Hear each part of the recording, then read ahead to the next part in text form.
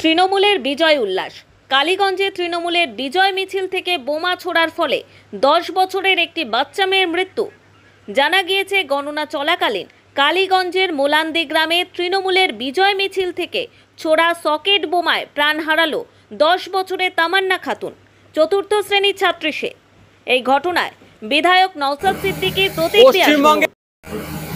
পশ্চিমবঙ্গে নির্বাচন হবে আর রক্তপাত হবে না, এটা কি তৃণমূল কংগ্রেস চায়? আজকে পশ্চিমবাংলা শুধু নয়, ভারতবর্ষের বিভিন্ন রাজ্যে উপনির্বাচনের রেজাল্ট হয়েছে। আমার এখনো পর্যন্ত কোনো খবর পাইনি ওখানে কোনো ঘটনা ঘটেছে, কিন্তু দুর্ভাগ্য আমাদের পশ্চিমবাংলায় একটা উপনির্বাচনে একটি ফুটফুটে ক্লাস 4-এর 9-10 বছরের বাচ্চা মেয়েকে খুন হতে হলো। অভিযোগ কি? যে তৃণমূলের ছোড়া বোমের আঘাতে ওই বাচ্চা মেয়েটির মৃত্যু হয়েছে। হ্যাঁ, আমি আবারও বলছি, পশ্চিমবঙ্গে নির্বাচন হবে আর পিছড়ে ভাগের মুসলমান খুন হবে না, পশ্চিমবঙ্গের নির্বাচন তো অসম্পূর্ণ থাকবে।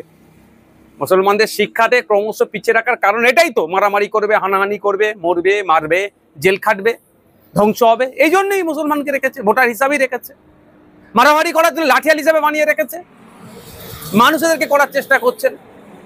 আমরা যারা এর বিরুদ্ধে কথা বলি, ওই জন্য আমাদেরকে দোষারোপ করা হয়। এই যে ঘটনা ঘটেছে, রাজ্য সরকারকে প্রকাশ্যে ক্ষমা চাওয়া দরকার। সাথে সাথে ওই যারা দুষ্কৃতী সমাজ বিরোধীদের দাপাদাপি যারা চলছে, তাদেরকে ঘাড় ধরে জেলের মধ্যে রাখা দরকার।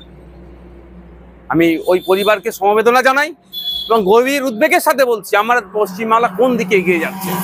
সামান্য একটা উপনির্বাচন, এখানেও যদি খুন হতে হয়, এখানেও যদি হিংসা হয়, তাহলে 2026-এর নির্বাচন কিভাবে হবে?